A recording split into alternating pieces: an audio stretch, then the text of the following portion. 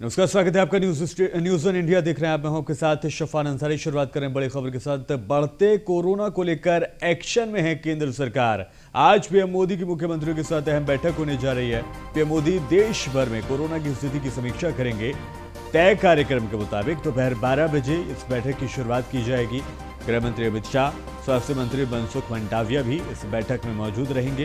Corona की booster dose को मुफ्त में देने का प्रस्ताव भी जारी किया जा सकता है। केंद्रीय स्वास्थ्य सचिव बैठक में बढ़ते मामलों पर प्रेजेंटेशन भी आज देने वाले हैं। भारत में पिछले 24 घंटों में कोरोना के 2,927 नए मामले सामने आए हैं। दिल्ली की अगर बात की जाए तो दिल्ली में पिछले 24 घंटों में कोरोना के 1200 से ज्यादा केस दर्ज किए गए हैं।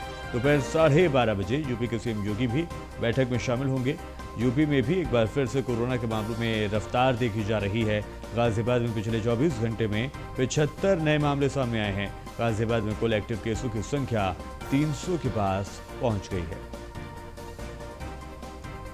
तो कोरोना के बढ़ते मामलों को लेकर आज प्रधानमंत्री नरेंद्र मोदी बैठक आयोजित कर रहे हैं, जिसमें सीएम योगी आदित्यनाथ भी मौजूद रहेंगे। इसके अलावा स्वास्थ्य मंत्री यानी कि केंद्रीय स्वास्थ्य मंत्री मनसुख मंडाविया मौजूद रहेंगे। साथ ही साथ गृह मंत्री अमित शाह भी इस बैठक में मौजूद रहेंगे।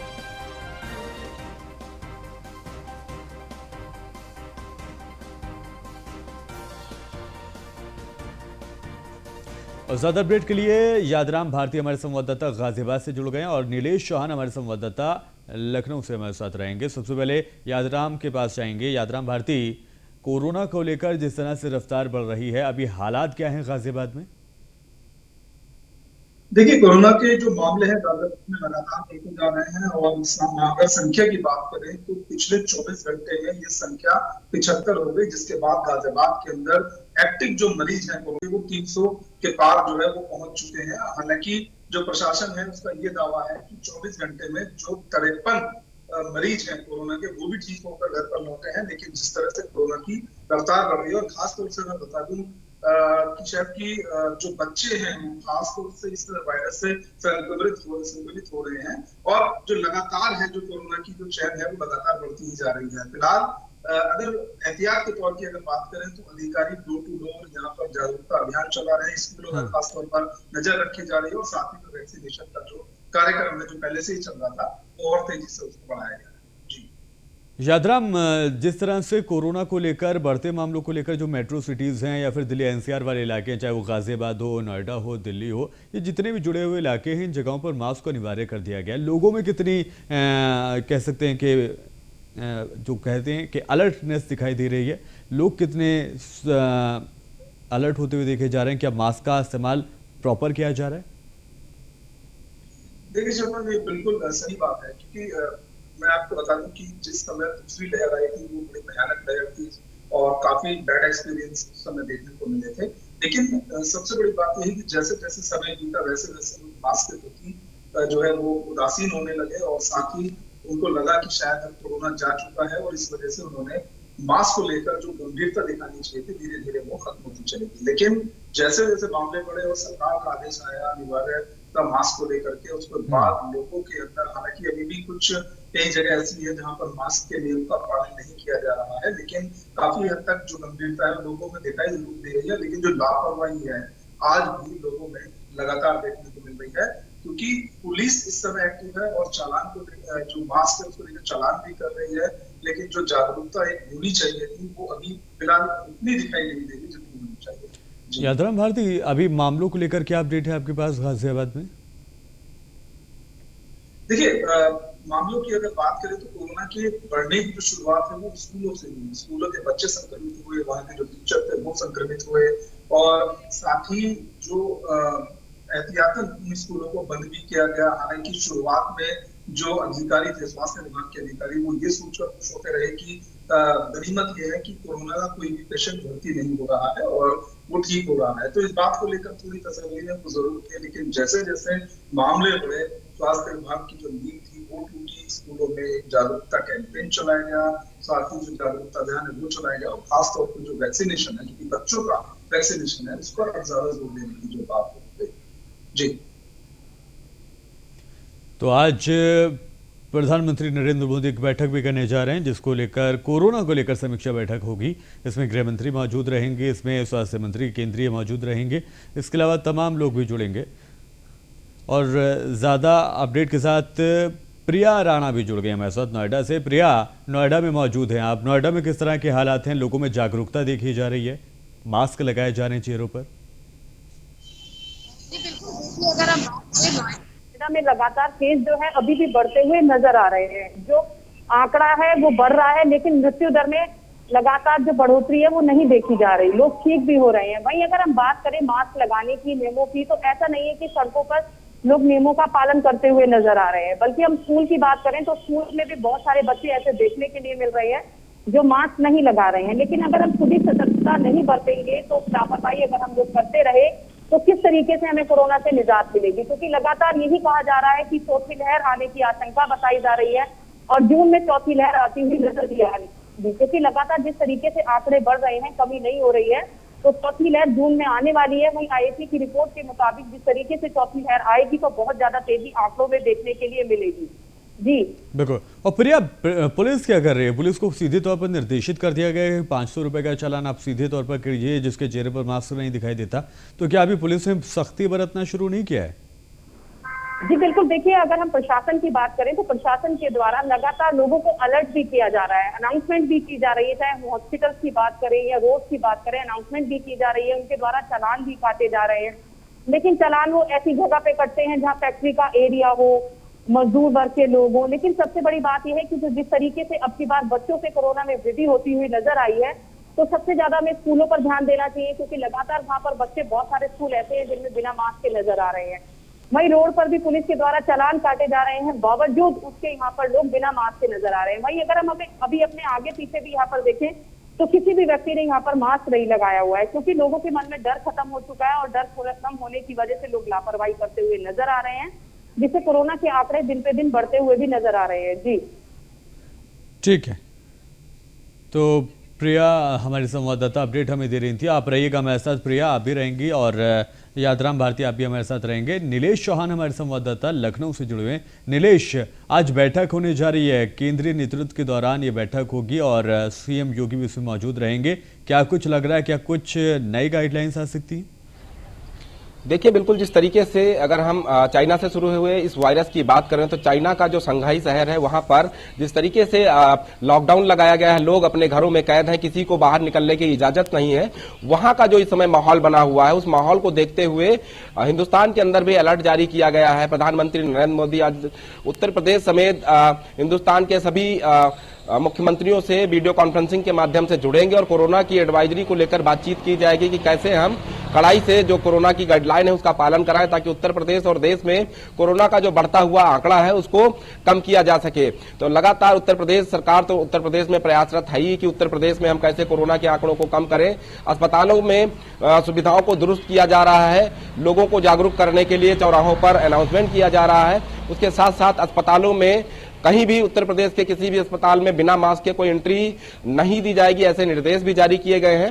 तो कहीं ना कहीं मुख्यमंत्री योगी आदित्यनाथ जब आज इस बैठक में जुड़ेंगे, प्रधानमंत्री इस कोरोना से निपटने के लिए चर्चा करेंगे, तो एक अलग से एक खाका तैयार किया जाएगा कि जो चौथी लहर है जिसकी संभावनाएं दिखाई पड़ रही हैं, इस बार अगर चौथी लहर की हम बात करें तो चौथी लहर में जो छोटे छोटे बच्चे हैं वो कहीं ना कहीं कोरोना से प्रभावित होते हुए नजर आ रहे हैं। राजधानी की बात करें तो कल 2 बच्चे कोरोना संक्रमित पाए गए थे, जो एक निजी स्कूल के थे, जिसके बाद पूरे स्कूल के बच्चों का कोरोना टेस्ट कराया गया। खासतौर पर जो हॉस्टल में रहने वाले छात्र छात्राएं हैं उनका टेस्ट कराया गया कि उनमें से कोई और तो कोरोना पॉजिटिव नहीं है। तो ऐसे में उत्तर प्रदेश के अंदर तमाम व्यवस्थाओं को दुरुस्त किया जा रहा है कि अगर चौथी लहर दस्तक भी देती है तो हम उससे लड़ने के लिए पहले से ही तैयार रहें। और उसके अलावा जो एडवाइजरी है उसका पालन करना बेहद जरूरी है। जरूरी ना हो तो भीड़ भाड़ वाले इलाकों में ना जाया जाए। लखनऊ में भी मास्क को अनिवार्य किया गया है और हमने अक्सर देखा है कि लखनऊ की जो साप्ताहिक बाजारें होती हैं वहां पर लाखों की तादाद में लोग उमड़ते हैं। ऐसे में वहां पर कोरोना एडवाइजरी का पालन करा पाना बेहद मुश्किल होता है। तो ऐसे में जिला प्रशासन को, नगर निगम को, पुलिस महकमे को एक साथ कमर कसनी होगी कि कैसे कोरोना से निपटने के लिए हम इन बाजारों में व्यवस्थाओं को दुरुस्त करें, ताकि जो कोरोना का बढ़ता हुआ ग्राफ है उसको रोका जा सके। हालांकि इस बार जब कोरोना ने दस्तक दी है तो कहीं ना कहीं मृत्यु दर नहीं दिखाई पड़ती, लेकिन कोरोना संक्रमण का जो ग्राफ है वो बच्चों में ज्यादा दिखाई पड़ रहा है। फिलहाल देखना होगा कि जब आज मुख्यमंत्री योगी आदित्यनाथ जब वीडियो कॉन्फ्रेंसिंग के माध्यम से प्रधानमंत्री की बैठक में जुड़ेंगे तो प्रधानमंत्री की तरफ से क्या कुछ दिशा निर्देश जारी होते, क्योंकि जिस तरीके से चाइना में कई शहर इससे ज्यादा प्रभावित है और वहां पर लोग एक दूसरे से मिलने से कतरा रहे हैं, उसके अलावा घरों में कैद है, कोई सामान लेने जाने के लिए बाहर इजाजत नहीं है। तो ऐसे में अगर वैसी स्थिति हिंदुस्तान में ना बनने पाए, वैसी स्थिति हिंदुस्तान के अंदर दोबारा से ना हो, लॉकडाउन ना लगाना पड़े, तो लोगों को खुद जागरूक होना पड़ेगा और जो कोरोना की एडवाइजरी है उसका पालन करना पड़ेगा। अगर ऐसा नहीं होता है तो वो समय दूर नहीं होगा जब हमने पहला लॉकडाउन देखा था, वैसी स्थिति बन सकती है। तो ऐसे में मुख्यमंत्री योगी आदित्यनाथ जब वीडियो कॉन्फ्रेंसिंग के माध्यम से प्रधानमंत्री से जुड़ेंगे, बातचीत करेंगे, तो उत्तर प्रदेश का जो स्वास्थ्य महकमा है वो कितना ज्यादा तैयार है, इस पर भी प्रधानमंत्री से वो बात करेंगे। साफ तौर पे जब उत्तर प्रदेश में दूसरी बार योगी आदित्यनाथ सत्ता में आए और लगातार वो अस्पतालों में बेहतर व्यवस्थाएं बनाने के लिए प्रयासरत है। खुद डिप्टी सीएम ब्रजेश पाठक जगह जगह जाकर अस्पतालों का निरीक्षण कर रहे हैं। औचक निरीक्षण करने से हड़कंप मच रहा है। उसके अलावा जो जिला के अस्पताल हैं उनको भी प्रभावी रूप से तैयार रहने के लिए, व्यवस्थाओं को दुरुस्त करने के लिए दिशा निर्देश जारी किए जा रहे हैं। तो फिलहाल देखना होगा जब शाम को वीडियो कॉन्फ्रेंसिंग के बाद उत्तर प्रदेश सरकार अपने दिशा निर्देश जारी करती है। बिल्कुल नीलेश, आप रही हमारे साथ। एक बार फिर से प्रिया राणा का रुख करेंगे जो कि नोएडा से जुड़ी हुई है हमारे साथ। प्रिया, क्या लग रहा है जिस तरह से मामले बढ़ रहे हैं, क्या स्कूलों को एक बार फिर से बंद करने का फैसला लिया जा सकता है? जी बिल्कुल, देखिए शफान, अगर हम बात करें तो माता पिता अभिभावकों का यही कहना है कि समर वेकेशन वैसे भी होनी है। अगर हमने माता पिता से बात करने की कोशिश की तो उनका सच तौर पर यही कहना है कि लगातार केस बढ़ रहे हैं और सबसे ज्यादा बच्चों से ही ये मिलने शुरू हुए हैं, तो स्कूलों को कहीं ना कहीं बंद कर देना चाहिए। वहीं अगर हम प्रशासन की बात करें तो अस्पतालों में इंतजाम उनके द्वारा किए गए हैं, लेकिन चाहे हम बात करें ऑक्सीजन की, वेंटिलेटर्स की, सभी कमी को पूरा कर लिया जाता है। और हमारे देश में डॉक्टरों की कितनी कमी है हर कोई इससे वाकिफ है। सब चीज को पूरा कर लिया जाएगा। जिस तरीके से हमने सेकंड वेव में देखा था कि और चीजों की कमी थी, आज चीजों को लगातार पूरा किया जा रहा है, ध्यान भी दिया जा रहा है, लेकिन डॉक्टर्स की कमी है जो लगातार खलती हुई नजर आती है। उससे जो देश में लगातार जो बीमारी है बढ़ती है, जैसे हमने सेकंड वेव में देखा था कि डॉक्टर्स की कमी थी या वेंटिलेटर, ऑक्सीजन की कमी थी, लोगों ने सड़कों पर दम तोड़ा। इस तरीके से हमें पहले से ही जो गाइडलाइंस है उनका पालन करना चाहिए। सरकार ही नहीं, हमें खुद भी इस चीज को समझना होगा कि हम लापरवाही ना बरतें। अगर हम लापरवाही नहीं बरतेंगे तो शायद कोरोना पे धीरे धीरे रफ्तार उसकी धीमी हो, और लोगों ने नहीं इस बात को समझा तो लगातार इसकी जो रफ्तार है बढ़ती हुई नजर आ रही है। अभी आपने कहा कि स्कूलों को बंद करने की बात, तो माता पिता अभिभावकों का यही कहना है कि लगातार लहर बढ़ रही है, गर्मी का भी मौसम है, बहुत ज्यादा गर्मी भी है, तो स्कूलों की छुट्टियां माता पिता का कहना है कि हो जानी चाहिए। जी शफान। ठीक है, इस बीच यादराम भारती के पास भी चलेंगे। यादराम, अस्पतालों में किस तरह के हालात हैं, तमाम तैयारियां हैं, अगर किसी भी तरह की स्थिति होती है, अगर मामले बढ़ते हैं तो क्या हमारे हॉस्पिटल्स तैयार हैं? देखिए, प्रशासन का यही दावा है कि हॉस्पिटल पूरी तरीके से तैयार हैं, सुविधाएं बिल्कुल तैयार हैं, लेकिन शुरू में जिस समय स्कूल के अंदर बच्चों में कोरोना के लक्षण मिले और टीचरों में मिले, तो शुरू में जो स्कूल थे वो कुछ बंद किए गए थे, लेकिन बाद में जो अभिभावक हैं और जो प्रशासन है और स्कूल है, इनकी मीटिंग में तय हुआ कि स्कूलों को अब बंद नहीं किया जाएगा, और साथ ही अगर कोई पॉजिटिव पाया जाता है तो उस क्लास को बंद कर दिया जाएगा और उस क्लास के बच्चों की जो मॉनिटरिंग है, उसकी ट्रेसिंग है, वो की जाएगी, और साथ ही स्कूल बंद न करने का फैसला उस बैठक में लिया गया था। साथ ही अगर सुविधा और तैयारियों की अगर बात करें तो प्रशासन का कहना है कि इस समय वो TTT जो फार्मूला है वो लागू होने कर दिया है, जिसमें कि ट्रेसिंग, टेस्टिंग और ट्रीटमेंट का जो प्लान है उन्होंने बनाया है। और जिस तरीके से रफ्तार बढ़ रही है तो लगातार सबसे ज्यादा जोर वैक्सीनेशन पर है, और इसके अलावा कम से कम केस कैसे हो, और अगर केस आ भी जाते हैं तो उसको अच्छे से ट्रीटमेंट करके उसको घर भेजा जाए, इस बात को लेकर प्रशासन का जोर अधिक है। जी ठीक है, यादराम भारती, प्रिया राणा, आप दोनों का बहुत शुक्रिया। नीलेश चौहान आप रहेंगे हमारे साथ, आगे अपडेट के लिए भी आपका रुख करेंगे। तो कुल मिलाकर कहा जा सकता है कि कोरोना काल जिस तरह से खत्म हुआ था उसके बाद हम आगे बढ़े, लेकिन जिस तरह से चाइना में या फिर विदेशों में और तरह से मामले बढ़ते देखे जा रहे हैं, अब देश में भी कोरोना के मामलों में बढ़ोतरी हो रही है। यही वजह है कि केंद्रीय नेतृत्व के द्वारा आज एक बैठक बुलाई गई है जिसमें कोरोना के बढ़ते मामलों को लेकर समीक्षा की जाएगी। चलिए बढ़ते आगे। डिप्टी सीएम केशव प्रसाद मौर्य आज बाराबंकी का दौरा करेंगे। बड़ी खबर आपको बताते हैं, डिप्टी सीएम केशव प्रसाद मौर्य आज बाराबंकी के दौरे पर रहेंगे। सुबह 11:30 लगभग 11:20 पर लखनऊ से बाराबंकी के लिए रवाना हो जाएंगे। दोपहर 12 बजे बीजेपी के जिला प्रशिक्षण अभियान 2022 में डिप्टी सीएम शामिल होंगे। उज्जवल नगर में बीजेपी के जिला प्रशिक्षण में शामिल होंगे। दोपहर 2 बजे विकास भवन में अधिकारियों के साथ बैठक भी की जाएगी। समग्र ग्राम विकास, ग्रामीण अभियंत्रण, खाद्य प्रसंस्करण, मनोरंजन कर, सार्वजनिक उद्यम एवं राष्ट्रीय एकीकरण के अधिकारी इसमें मौजूद रहेंगे। शाम 4:10 पर लखनऊ वापस लौट जाएंगे deputy CM Keshav Prasad Maurya.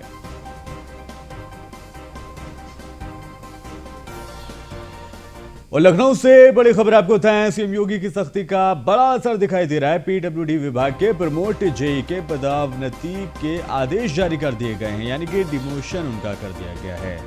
106 promote JEE अब एक बार फिर से डिमोशन उनका कर दिया जाएगा।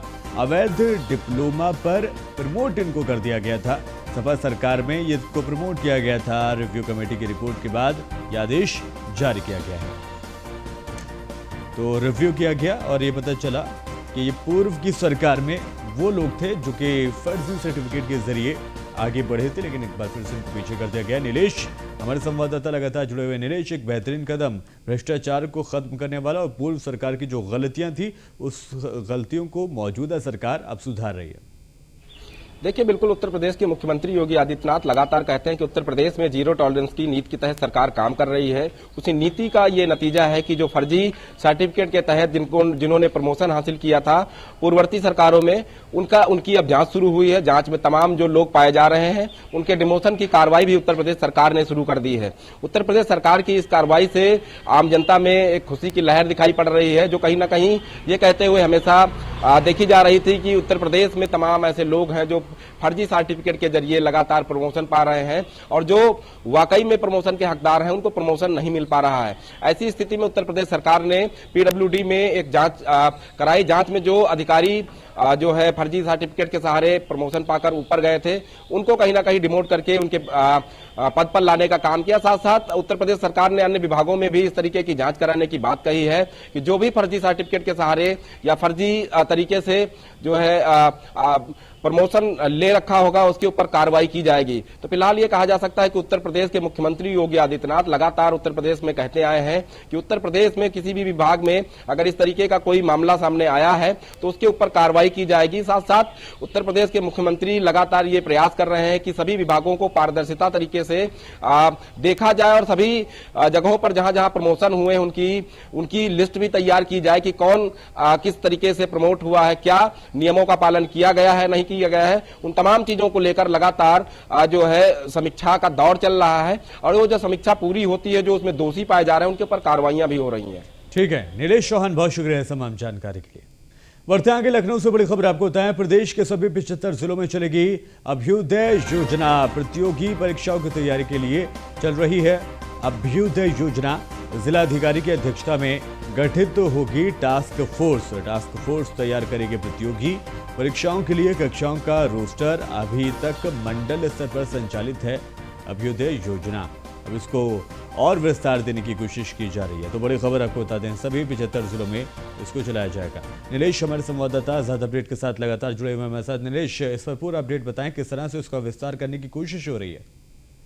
देखिए, बिल्कुल उत्तर प्रदेश के मुख्यमंत्री योगी आदित्यनाथ ने कल मंत्रिपरिषद के साथ बैठक की थी। उस बैठक में तमाम जो है निर्णय लिए गए हैं। उसी बैठक का नतीजा है कि अभ्युदय योजना जो है उत्तर प्रदेश के 75 जनपदों में लागू की जाएगी। इसके साथ साथ उत्तर प्रदेश के मुखिया योगी आदित्यनाथ ने सभी मंत्रियों का जो है कार्यक्षेत्र निर्धारित कर दिया है। मंडल वाइज मंत्रियों को जिम्मेदारी दी गई है कि वो अपने अपने मंडलों में जाकर जो है जिलों में प्रवास करेंगे। कम से कम एक मंत्री एक जिले में एक दिन जरूर रुकेगा। उसके साथ जो सरकार की योजनाएं हैं धरातल पर लागू कराने के साथ साथ वहां का फीडबैक भी लेगा कि कौन सी योजना जनता के हित में काम कर रही है। अगर हम अभ्युदय योजना की बात करें तो अभ्युदय योजना उतनी प्रभावी रूप से उत्तर प्रदेश में अभी तक लागू नहीं हुई थी, जिसके बाद उत्तर प्रदेश सरकार ने निर्णय लिया है कि उत्तर प्रदेश के 75 जनपदों में इस योजना को प्रभावी रूप से लागू कराया जाएगा। उसके साथ साथ जो मंत्री हैं जिनके कंधों पर जिम्मेदारी दी गई है कि वो मंडल वाइज इसकी समीक्षा करेंगे और सरकार को अपनी समीक्षा को अवगत कराएंगे। तो फिलहाल ये कहा जा सकता है कि ये बड़ा प्रयास है उत्तर प्रदेश सरकार का कि 75 जनपदों में अभ्युदय योजना को लागू कराना और उसको धरातल पर उतारना। कहीं ना कहीं मंत्रियों के ऊपर भी ये जिम्मेदारी रहेगी कि वो जिन जिलों की जिम्मेदारी उन मंत्रियों को दी गई है वहां पर वो अभ्युदय योजना को प्रभावी रूप से लागू कराएं, क्योंकि उत्तर प्रदेश सरकार और मुख्यमंत्री योगी आदित्यनाथ भी यही चाहते हैं।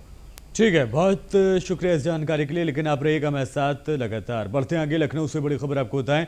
एमएलए नीरज बोरा ने एसीएस गृह को पत्र लिखा है। लखनऊ में बने थानों के नामकरण को लेकर पत्र लिखा गया है। एसीएस गृह अवनीश अवस्थी से अनुरोध किया है। थाने का नाम दीनदयाल नगर रखने का अनुरोध यहाँ पर किया गया है।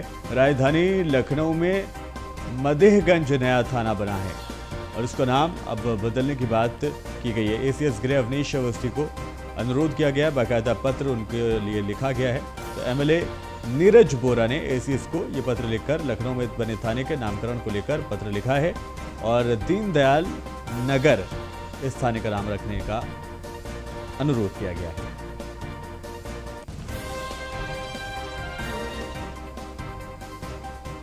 और बड़ी खबर आपको बताएं, लखनऊ से आ रही है। एसीएस अवनीश अवस्थी ने जारी किए निर्देश। सीओ और थाना अध्यक्षों को तैनाती स्थान पर निवास के निर्देश दिए गए हैं। सरकारी आवास ना हो तो किराए के मकान में रहने के निर्देश दिए गए हैं। सख्ती से पालन करने के आदेश भी इस कानून के दिए गए हैं। एक सप्ताह में शासन ने रिपोर्ट भी तलब की है। बड़ी खबर आपको बता दें, सीओ और थाना अध्यक्षों के लिए अगर सरकारी आवास नहीं है तो किराए के मकान में रहने के निर्देश उनको दिए गए हैं और बाकायदा इस पर रिपोर्ट भी मांगी गई है और इसकी जो डेडलाइन है वो 1 हफ्ते की दी गई है। तो बड़ी खबर आपको बता दें, एसीएस गृह अवनीश अवस्थी ने ये निर्देश दिए हैं। सीओ और थाना अध्यक्षों को तैनात स्थानों पर निवास के निर्देश दिए गए हैं। सरकारी आवास अगर नहीं मिलता है तो आप किराए के मकान में रहने के आपको निर्देश दिए गए। और चलिए बढ़ते हैं कि all India Muslim personal law board ने समान नागरिक संहिता को असंवैधानिक और अल्पसंख्यक विरोधी बताया है। एआईएम-पीएलपी के महासचिव हजरत मौलाना खालिद सैफुल्लाह रहमानी ने अपने जारी किए गए प्रेस नोट में कहा है कि भारत के संविधान ने देश के हर नागरिक को उसके धर्म के अनुसार जीवन व्यतीत करने की अनुमति दी है और इसे मौलिक अधिकारों में शामिल रखा गया है। इन अधिकारों के अंतर्गत अल्पसंख्यकों और आदिवासी वर्गों के लिए उनकी इच्छा और परंपराओं के अनुसार अलग अलग पर्सनल लॉ रखे गए हैं। मौलाना खालिद सैफुल्लाह रहमानी ने आगे कहा है कि इससे हमारे देश को कोई क्षति नहीं होती है, बल्कि ये आपसी एकता, बहुसंख्यक और अल्पसंख्यक बीच आपसी विश्वास बनाए रखने में मदद करता है।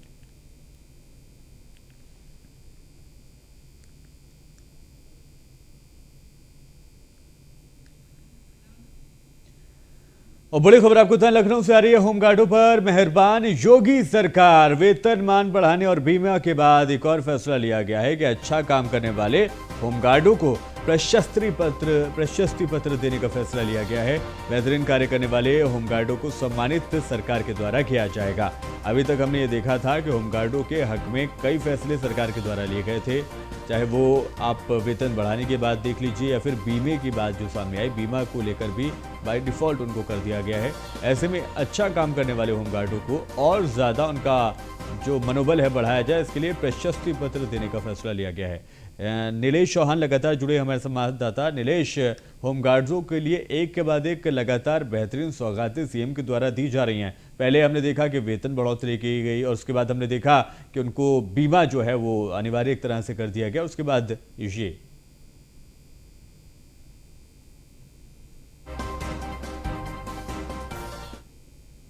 नीलेश सुन पा रहे हैं क्या? तो नीलेश से जुड़ने की कोशिश करेंगे। वेतनमान बढ़ाने और बीमा के बाद एक और फैसला लिया गया है। अच्छा काम करने वाले होमगार्डों को प्रशस्ति पत्र देने का फैसला लिया गया है। तो बेहतरीन कार्य करने वाले होमगार्डों को सम्मानित किया जाएगा सरकार के द्वारा। सीएम योगी आदित्यनाथ जो लगातार हर वर्ग के लोगों की बात करते हैं, चाहे वो होमगार्ड ही क्यों ना हो, होमगार्डों के लिए भी सौगातें लगातार दी जा रही हैं। और अब योगी सरकार किस तरह से मेहरबान है कि पहले उनके जो वेतन है उसमें बढ़ोतरी कर दी जाती है, उसके बाद उनको बीमे की बात की जाती है, उनको बीमा दिए जाने की बात की जाती है, और उसके बाद साथ साथ ये भी कहा जाता है कि अब जो बेहतर काम करेंगे उनको प्रशस्ति पत्र भी दिया जाएगा।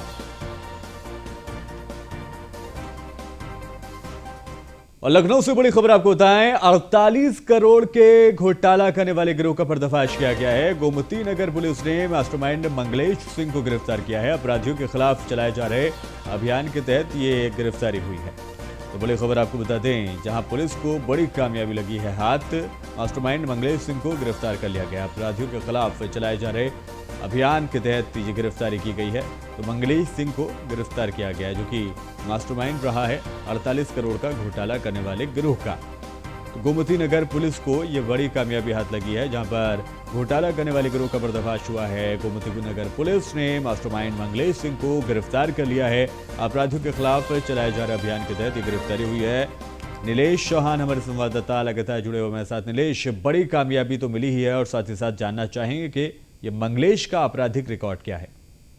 देखिए, अगर मंगलेश की बात की जाए तो मंगलेश की तलाश लगातार लखनऊ पुलिस को थी, जिसके कारण कई टीमें लगाई गई थी और अपराध और अपराधियों के खिलाफ जो अभियान लखनऊ पुलिस ने चला रखा है उसी के तहत इसकी गिरफ्तारी हुई है। बड़ा घोटालेबाज है ये। 48 करोड़ रुपए का घोटाला इसके द्वारा किया गया है, जिसमें तमाम जो जमीनें हैं लखनऊ विकास प्राधिकरण की उसको बेचने के नाम पे इसकी तरफ से घोटाला किया गया है। तो कहीं पर फ्लैटों को बेचने के नाम पर घोटाला किया गया है, जिसके बाद इसके खिलाफ कई मुकदमे जो है गोमती नगर थाने में पंजीकृत किए गए और लगातार गोमती नगर पुलिस और लखनऊ के अन्य जो थाने हैं जहां पर विस्तार की बात कर ले, बेहूसी खंड की बात कर ले, जहां इसके खिलाफ मुकदमे दर्ज थे, वो पुलिस भी लगातार तलाश कर रही थी। लेकिन कल गोमती नगर पुलिस ने मुखबिर की सूचना पर इसको गिरफ्तार किया है और गिरफ्तार करने के बाद जेल भेजने की कार्रवाई की है। तो ये बड़ी कामयाबी पुलिस को हाथ लगी है। गोमती नगर पुलिस ने इस पर काबू पाया। मंगलेश का जो आपराधिक रिकॉर्ड है उसकी भी जानकारी हमने दी। बहुत शुक्रिया नीलेश चौहान, इस तमाम जानकारी